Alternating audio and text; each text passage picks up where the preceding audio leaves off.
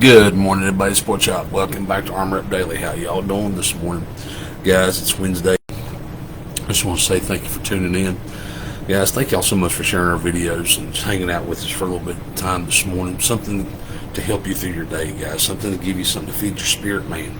Right?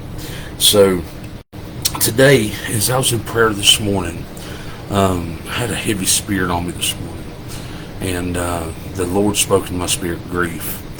There's somebody here that needs to hear this. I don't know what you're going through. I don't know what you're dealing with, but let you know that Jesus does love you. And He sees what you're going through, and He knows what you're dealing with. That, when we talk about, grief, it is a process. Everybody has experienced some form or fashion of grief, in their lives. Somebody's always experienced the loss of a loved one. A loss of a friendship. Yes, there is a part of grief and a mourning process that goes through broken relationships. A loss of a very valued family pet. I've seen people that just mourn themselves over, their pets that they've lost. They've been with them for so long. We had this, even ourselves, I experienced myself, going through grief before over my dogs and stuff that's passed away, and my daughter, she had Fuzzy, which was her cat that she had. He was 19 years old, man. He was here with us for 19 years. That's a long time for a cat to live, you know what I'm saying? So we're going to be talking about grief today and how we deal with the process of grief. Your scriptures today came out of Matthew 5:4, Psalms 34:18, Psalms 147:3, and Psalms 73:26. Everybody knows that grief is a process. Some people that have been married for close to upteenth amount of years, when they a husband or a wife passes away, that there's a lot of times that they go through the mourning process and their broken heartness, and and the only thing that can touch that and heal that is the touch of the Lord. It tells us in Matthew 5:4, so blessed are those who mourn, for they shall be comforted. Excuse me. And you have to understand that, excuse me, He is the comforter. He is the Prince of Peace. He is the one that knows what you're going through, even though you might not understand why sometimes of the losses and stuff that we go through, some things in our life that when we go through the mourning process, that He's right there. I remember this the 29th of next month will be, my dad will have been gone for 12 years. And usually around his, we celebrate birthdays, but there's times that we grieve through the death dates, and those death dates are hard, sometimes on a lot of people, and the mourning process it takes, even Israel, they had a certain amount of time they would allow them to mourn, go through the mourning process or the grieving process, that they would only allow them so many days that they would grieve or they would mourn, and then they had to pick themselves up, and they had to make themselves go on. I believe that was a process so that people that you still have your life to live, even though your loved ones have went on, that you still have a life to live. If you sit and you can actually mourn I've seen people mourn themselves into the grave and into death. They never get over things. They never get over the process of that person. They've been there with somebody so long, and there's nothing wrong, there's nothing wrong with, going through the process, guys. Don't let nobody try to push you through, because everybody is different, and there's nothing wrong, with people that, still deal with they're still processing, and I'm not talking about a week, I'm not talking about, 2 weeks, I'm not talking even a month.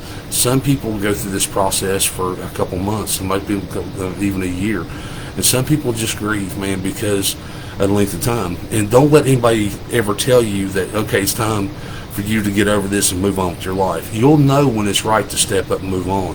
When it's right, when the Lord, has comforted you and wrapped you up, and He says, okay, honey, it's time to pick yourself up. I know you're still hurting, but guess what? I'm right here with you. I'm going to walk through the steps with you. Why? It says the Lord is near to those who have the broken heart, and He saves them as much as have a crushed spirit. He was the one that will give you the strength that you need. He draws near to you, and He'll hold you close to Him. When you go through a loss and you go through these things in life, these experiences, and like I said, not just the person, somebody that would pass. It might be a relationship, it might be a marriage, it might be a friendship, a lifelong friendship that has fallen apart. The thing is, it just feels like like your heart is so crushed and it's broken, and you feel like you're trampled down, and you're hurting so bad. I have a friend that's going home to be with the Lord now, my brother Charlie Bryant, and he was actually the man that led me back to Christ, and he was my mentor. And when it was time for our paths to part, the Lord had something else waiting for him, had something else to work for me to do. Or just because that you are friends, and just because that they are mentors, there's time that you're going to have to grow up and step out. And He'll pull somebody in a different direction, and then that still hurts. It's like the loss of a loved one. That even though that you might not see them, for a long lengths of time, doesn't mean that your paths won't cross again. But I remember I was in tears. I said, I don't understand why I'm going through this. Or why can't we walk this together? Because you have such a close love and for that person, And the thing is, the Lord revealed to me, He's like, He can't walk your road with you. You got to walk your own road. I've got a calling on your life to go this way, and He might have to go that way. So even though these friendships and relationships that break, you can mourn it just like the loss of somebody that passes away. You have it. You can go through a mourning process where you miss them. But here's the thing. We have to understand, even though that you might have to go your own direction and do what you got to do, that God's purpose is planned. He's right there with you, never leave you, never forsake you. But He also heals your heart. In Psalms 147:3, it tells us that He heals the brokenhearted. He binds up their wounds. He heals your broken heart. You know what I mean? He'll take it, and He'll just that heart of flesh and that heart of love that you have, that He'll heal your heart. And give you the peace and the comfort, the peace that surpasses all understanding. That help you walk you through this. Like I said, I don't know who needs this today. I don't know. The Lord is really impressed on me to go over grief, and say, you know what? It's okay, honey. It's okay to grieve. It's okay to, to cry. It's okay to sit and honor people's memories, But and there even in the times that even they might have been gone for years that they might have been gone for years, that that remember them in like just going through your day. And excuse me, get choked up, guys. Even though if one day you just think about them, and then you start pouring your tears, and you start thinking about them, and you start getting down, that's still part of the grief. That's part of the mourning process. Just because they're gone doesn't mean that you can't still love them. Doesn't mean that you can. Doesn't mean that well, that part of my life's over and I need to move on from life. No, because you still love them, and because they're important to you, they're important to God. But you still have to move through your day. You still have to take it step by step. You still have to focus on what the Lord is calling you to do. Because here's the thing, what the good thing is, no matter what happens, no matter through the grief process and through the mourning process, if it's a friendship, if it's a marriage, if it's the law, like I said, a loss of a loved one, you will see them again one day. If that your heart is right with Christ, and that their heart is right with Christ, that one day you're going to step out of this life and into another life, into your eternal life, because it tells us plainly that every person has an appointment, that we have to keep. All right, and the one appointment that there are two appointments that you're definitely going to keep in this world and in this life, and you can't get away from it. One is you have an appointment with death. It says an appointed man wants to die, and then you have the appointment at the judgment seat. Excuse me. Give me a shot of coffee, guys. You have an appointment at the judgment seat of Christ. You know, there's no getting out of it. There's no way getting around it. You know, every person in this world is going to taste death one way or another. You know, because why? Humanity, I've said this at funerals, I've said this, you know, at memorial services. Humanity has a 100% mortality rate. 1 out of 1, you know, people die. There's no way getting out of it. You know, from the time that the time that your conception of a baby, when you were formed in the womb, your death clock starts ticking. Okay, it starts. You know, and it's hard to think that way, but it's true. You know, because when you are actually born, you know, that's when the death process starts. It takes a little bit of time. Some people don't make it out of the womb. Some people make it 120 years. You know, but I will tell you this: no matter what, you have that appointment with death. And everybody's going to face it one way or another, you know. And then the second, like I said, was the judgment seat. You're going to stand before the Lord. He's going to play your whole life before you, you know. And there's no nothing, no line. There's no getting out of it. There's nothing hidden from Him that He's going to show you. He's going to ask you, what about this? What about this? You know. But if you're under the blood of Christ, you know what? Guess what? You have an advocate, Jesus, that's going to stand right there and say, sorry guys, keep on getting choked. And he said, you say, that's under the blood, that's under the blood, that's under the blood. You know, that's where we turn to Him. But the grief process, guys, you know, when we go through this and we go through the morning and we deal with the stuff in life, you know, don't let things happen where everybody is, you know, where you're angry and mad, and you know that you have all this tension in your life that it could cause this to happen. You know, make things right. It says don't let the sun go down on your anger. If you have an ought with your brother, it says go to him, talk to him. You know what I mean? It's to make it right with him. You know, there's where we go to the Lord, and we might even, you know, say we might have messed up and say, God, I messed up, I screwed up, Lord, forgive me. You know, some people won't forgive. You know, some people in this world, they just say, you know what, they don't want nothing else to do with you. You know, and the thing is, the grief process of knowing that your heart is hurting, that you know you messed up. The only thing you've done to try to make it right is go to them. But if they don't want to receive it, then it is what it is. You've made the attempt, and you have to put it in God's hands from there. But you know, even though that you're going through that process, that God will heal your heart. He'll give you the peace that you need.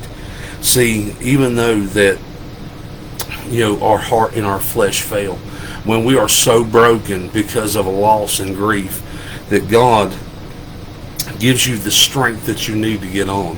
It tells us in Psalms 37:26, says, my flesh and my heart fail, but God is the strength of my heart and my portion forever. You know, He says in your weakest point, God is made strongest in your life.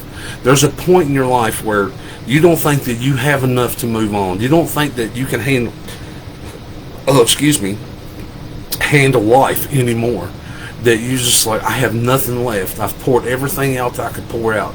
Well, when you're at that point where you just don't feel like you have the physical strength to even raise your head up, Jesus is the strongest in your life. And that's how you get up. That's how you move on. That's how you push forward. You know, get up and dust yourself off. You know, ask the Lord, say, Lord, thank you for the strength, because His joy is your strength. Let Him fill you with His joy. Let Him fill you with His peace. Let Him fill you with His mercy and His grace, because His mercy and grace endures forever. You understand that? You know what? Don't let nobody try to tell you that, okay, you know what, you've mourned long enough, you've grieved long enough, you know what, and move, you know, you need to get up and move on with yourself. Let them people keep going. You know what I mean? because there's no length of time, there's no time and process, that tells you that, you've only got 3 days, or you only got 2 weeks, or you only got a month. No, because it's a process. But God is going to walk with you through that process. Why? Because He is close to those who are brokenhearted. He's the one that's going to walk side by side with you. He's going to wrap you in His comfort you, and He's going to love on you, because He understands. Everybody mourns differently. Everybody goes through these things differently. Like the 5 stages of death. There's multiple different, you go from, bargaining, anger, I can't remember them all, guys, I'm sorry. I used to know them all like the back of my hand. But see, then the last one's acceptance. Some people go straight into acceptance. They say, well, you know what? They wouldn't want me to do this. I just got to keep going on. I still hurt, but I've got to push through. Some people bargain. Like, well, what if I done this, or if I done that? They want to try to compromise. They want to try to barter. They want to say, you know what? If I could just have this back. Well, the time that you spent with those people, and the time that's lost. If you thought you should have spent more time, then you probably should have spent more time. But don't let nobody try to push through the grief process and the mourning process of your life and the things that's going on. You grieve as long as you need to grieve. But there's a point in your life that you're going to have to really seek the Lord and say, you know what, I've got to get out of bed. I need the strength to move on. They would not want me to lay here and be depressed and down and broken, and there's nothing else that I could possibly do. And I'm going to tell you something, guys. It's one of the hardest things is living every day, knowing that someone, that one that you love, or the thing, that is not there. That is one of the hardest processes that you could ever possibly go through. But you know what? With Christ, all things are possible. And know that He's got you, that He's wrapped you up, and He's going to give you the strength that you need to make it through every day. Guys, I don't know who needs this today, and I hope it has blessed you, and I hope it's helped you. Have the confidence today. Have the confidence right now, knowing that Christ, the hope of glory, the Prince of Peace, that He's walking side by side with you, that He's right there and He's comforting you, no matter what you're going through. It might be an illness in your body, that you're going through a mourning process because of the illness in your body, because you're thinking, why me, God? Why am I going through this? Why does it have to happen to me? And I understand there's a lot of people get mad about that, but you know what? It's an honest question. It's an honest question to God, is saying, God, why do I have to go through this?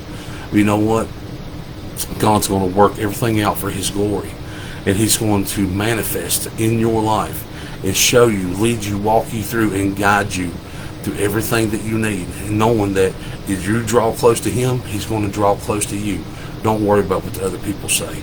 You find you some good hardcore prayer warriors that walk up beside you, that you know how they pray, that you stand on the truth and the Word of God, and you say, God, thank you for my circle now.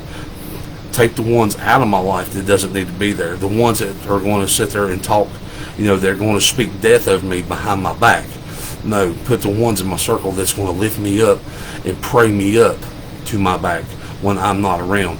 That's going to believe for the mighty miracle of God that can move mountains, that can heal your body, that can make you stand up straight and get you up out of that wheelchair, to dissolve that cancer, to get rid of that crippling arthritis, to shut down that diabetes and high blood pressure, all that. God can do it, but you got to stand and believe that He can too, honey. Don't let nobody try to bring you down, guys. I don't know who did this today. I hope this has helped you so much. I love y'all. Jesus loves you so much more. I hope you have a blessed and wonderful day. Just as a reminder, my Bishop Steve Warren is going to be here tonight through Friday. That's the Wednesday, Thursday, and Friday. Start 7 o'clock at Grace Temple. I encourage everybody to come out, and please come expecting. I'm going to tell you something. See a mighty move of God that's going to happen. It's miracles, signs, and wonders. Guys, I love y'all. I hope you have a blessed and wonderful day, and I'll talk to you in a bit.